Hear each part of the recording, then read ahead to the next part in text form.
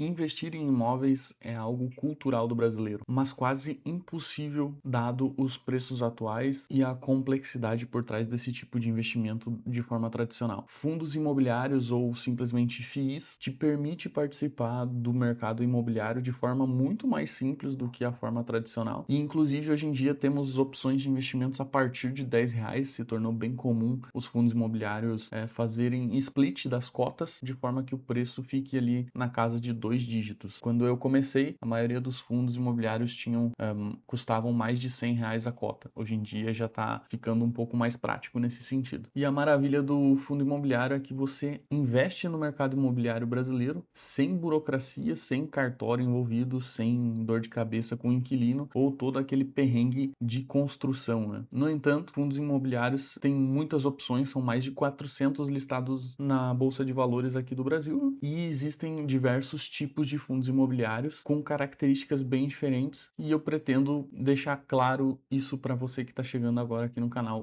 quais são essas características e quais são essas classes de fundos imobiliários. Então, se você está chegando agora, se inscreve no canal, deixa o like, compartilha com alguém que você acha que possa se interessar por esse tipo de conteúdo e vai me ajudar demais a continuar trazendo mais informações aqui no canal, beleza? Então bora lá, vou explicar rapidinho como que é a estrutura de forma geral de um fundo imobiliário para quem não conhece absolutamente nada, tá chegando agora no canal e no mercado, né, no mundo dos investimentos. Então se você já tem algum conhecimento, pode avançar esse vídeo um pouquinho para frente, mas assiste até o final aí. Fundos imobiliários, então, ou simplesmente FIIs, como são carinhosamente chamados, são constituídos de pessoas jurídicas. Então, é uma empresa com gestores, analistas, auxiliares e tantos outros cargos como qualquer empresa no Brasil e no mundo. A diferença é que essa é um tipo de empresa que existe para que você se torne sócio dela e, obviamente, a atividade principal é investir no mercado imobiliário brasileiro. Você vai se tornar sócio dessa empresa através da Bolsa de Valores. Então, ao se tornar sócio desse tipo de empresa por meio da compra de cotas que estão na Bolsa de Valores, você pode participar do resultado que essas empresas vão ter ao longo do caminho. Então, grosso modo, funciona mais ou menos assim. Você vai lá, deposita dinheiro na conta da corretora, vai comprar cotas de um fundo imobiliário específico que você quer, né? Dentro da corretora. A corretora é quem faz o intermédio entre compradores e vendedores para se tornar sócio, né? De alguma empresa listada na bolsa. O dinheiro entra no caixa do fundo imobiliário, do FII, você vai virar sócio do negócio e passa a ter participação no resultado daquele negócio. Grosso modo é isso, tem alguns detalhes que não vou mencionar nesse vídeo para não ficar muito longo, mas grosso modo o funcionamento é dessa forma. E claro que quando o fundo imobiliário decidir distribuir os resultados, e aqui no Brasil eles são obrigados por lei a distribuir o resultado que eles têm do semestre, você vai receber na sua conta a distribuição desse resultado proporcional à sua participação. Então, é os famosos dividendos, né? Os rendimentos de FIIs. Para quem não conhece absolutamente nada, seria equivalente aos juros que você recebe pelo investimento, tá? Não é exatamente isso, mas para quem é leigo, já ajuda a entender um pouco do mecanismo. Como assim receber uma participação proporcional? Imagina que o fundo imobiliário tem 1.000 cotas disponíveis no mercado. E aí você comprou 100 cotas desse fundo imobiliário. Então, você é dono de 10% de todo o fundo imobiliário. E aí, se o fundo imobiliário tem um resultado de, por exemplo, R$ 10.000, ou seja, R$ 10.000 de lucro, e ele vai distribuir esse lucro para os cotistas, como você tem 10% de participação e o resultado é de 10.000 que está sendo distribuído, você vai receber na sua conta lá na corretora R$ 1.000, que você pode optar por reinvestir, né, comprar mais cotas desse fundo ou alocar esse recurso em outros investimentos ou até mesmo usar aí para lazer, o que pagar uma conta, o que for, né, da necessidade do seu bolso. Então eu vou falar agora sobre os tipos de fundo imobiliário para você entender as opções que existem. Então assiste até o final, que vai te ajudar muito se você está iniciando agora nos investimentos. E se você ainda não se inscreveu, deixa o like aí, se inscreve para ajudar o canal que está no começo, vou ficar muito grato. Então existem 4 tipos de fundo imobiliário, que são os fundos de tijolo, os fundos imobiliários de papel, os fundos imobiliários híbridos e os fundos de fundos, carinhosamente chamados de FOFs. Vamos começar falando sobre o fundo de tijolo. Fundo de tijolo, o próprio nome já diz, são fundos imobiliários que investem em imóveis físicos, imóveis reais, né? Podemos podemos citar aí shoppings, galpões logísticos, que eu gosto bastante, lajes corporativas, hospitais, entre tantos outros aí que tem no mercado. Eu gosto muito de fundos imobiliários de galpões logísticos, porque hoje em dia são extremamente importantes para empresas de varejo, como a Amazon, Mercado Livre, Shopee. Então, por ter essa característica de alugar para grandes empresas, geralmente é um fundo imobiliário com contratos de prazo mais longo, e aí se, por exemplo, a Amazon quiser sair, né, não alugar mais aquele espaço, ela tem que pagar uma multa gigantesca. Então são inquilinos mais seguros que, embora esse tipo de fundo imobiliário tende a não pagar um rendimento tão grande quanto um fundo de papel, que eu vou explicar na sequência, ele é mais seguro e acaba, no meu entender, gerando mais valor pro cotista no longo prazo. E aí nesse tipo de fundo imobiliário, que é o fundo imobiliário voltado para tijolo, né, que investe em imóveis reais, o rendimento, né, a receita do fundo vem principalmente aí de aluguéis desses inquilinos que eu mencionei do varejo ou, no caso de lajes corporativas de empresas que alugam ali para ter o seu espaço de trabalho, por exemplo, uma agência bancária que aluga algum andar seria nesse sentido. E aí, como exemplo de fundos imobiliários de galpões logísticos, temos o HGLG11, que é um fundo aí que está há bastante tempo no mercado. De shoppings temos o XPML11, que é gerenciado aí pela XP, né? De lajes corporativas temos o BRCO11, também é um fundo bem antigo. E basicamente podemos citar de vantagem nesse tipo de fundo imobiliário, que é um fundo mais previsível, né? E a desvantagem é que ele é mais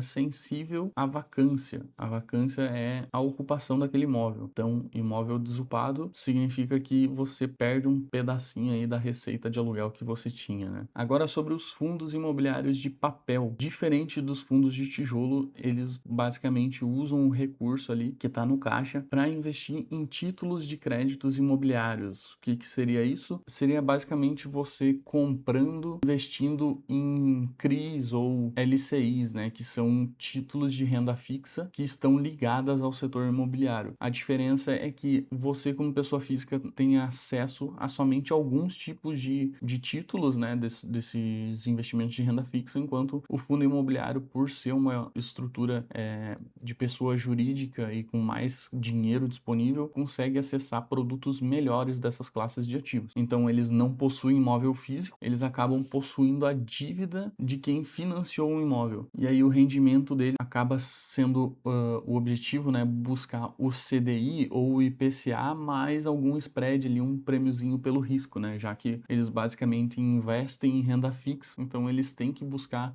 performar melhor do que se você tivesse investindo em renda fixa diretamente. O mercado acaba cobrando um pouquinho pelo risco. E aí alguns exemplos é o famoso MXRF11, KNCR11 e o CPTS11. E aí o que dá para dizer de vantagem é que eles são menos voláteis que os fundos imobiliários de tijolo, o rendimento é mais estável e a desvantagem é que você fica exposto ao risco de crédito dessas empresas em que o fundo imobiliário compra os CRIs e os LCIs, né? Então, se quem tomou o financiamento para de pagar, o fundo imobiliário pode ficar insolvente e aí você vê o seu patrimônio derretendo aí 70, 80% da noite para o dia, como aconteceu com o Gari 11, se eu não me engano, ou o Deva 11. Eu vou colocar aqui na tela para vocês verem. Então eu não gosto muito do fundo imobiliário de papel justamente porque eles investem em muitos títulos de crédito e aí para você saber se é um bom investimento ou não, você teria ali que olhar cada investimento do fundo imobiliário um a um para ver se vale a pena ou não e para avaliar o tamanho do risco que você está assumindo, né? Eu vou falar num vídeo só sobre isso, então estou aí dando um spoiler, né? E aí aqui eu botei junto, né, os híbridos e os fundos de fundos. Os híbridos, eles são fundos imobiliários que são de tijolo e possuem papel dentro da mesma carteira. Então, seria fundo imobiliário de tijolo mais um fundo imobiliário de papel aí, trabalhando como se fossem um só, né? Vamos colocar assim. E os fundos de fundos são fundos, de certa forma, híbridos, né? Já que eles compram cotas de outros fundos, então eu não gosto muito desse tipo de classe de fundo imobiliário, já que você pode simplesmente comprar o fundo que você quiser. E aí, quando você compra um fundo de fundo, ele vai ter dezenas e centenas de outros fundos que muitas vezes, se você fosse escolher, você nem colocaria na carteira. Eu prefiro escolher fundo imobiliário por fundo imobiliário para colocar na minha carteira. E aí dá para citar como vantagem desses dois tipos, né? O híbrido, que trabalha como um fundo de tijolo e um fundo de papel, e os FOFs, dá para citar de vantagem a diversificação imediata aí da carteira, né? E a desvantagem é que você acaba pagando aí mais taxa, né? O que acaba resultando num retorno menor no longo prazo. Eu não invisto em fundos de fundos. Na verdade, atualmente eu não tenho nenhum fundo imobiliário na carteira. Vou fazer um vídeo explicando o porquê disso no momento, mas já tive. Mas quando eu tinha como critério não investir em fundos de fundos por conta dessa perda de retorno e do excesso de taxa que tende a ser pago. Os híbridos eu até gosto, aí tem o PVBI 11, que é um bom fundo imobiliário, mas tem que também avaliar. Eu tenho alguns critérios quando vou escolher fundo imobiliário, que vai sair um vídeo só sobre isso também. Então, fundos imobiliários do tipo híbrido tem que ter alguns critérios para que ele não acabe sendo um fundo imobiliário mais de papel, no meu caso, do que de tijolo, né? Então, por esse vídeo era isso. Agora que você já sabe os tipos de fundo imobiliário, nos próximos vídeos aí, no próximo vídeo, aliás, eu vou trazer alguns critérios bem diferentes do que muitos influencers trazem para selecionar se o fundo imobiliário é bom ou se está no momento de comprar aquele fundo imobiliário ou não. Isso são critérios que eu criei para mim, que me ajudou muito a escolher bons fundos imobiliários quando eu investia e que são os pontos que mais fazem diferença aí na hora de separar o shoyu do trigo, né? Os bons fundos imobiliários dos ruins, que quase ninguém fala. Então, se você chegou até aqui e ainda não se inscreveu, me dá essa força, se inscreve no canal, vai ajudar demais. Deixa o like, compartilha com alguém que você acha que possa se interessar por esse tipo de assunto. Tamo junto, valeu!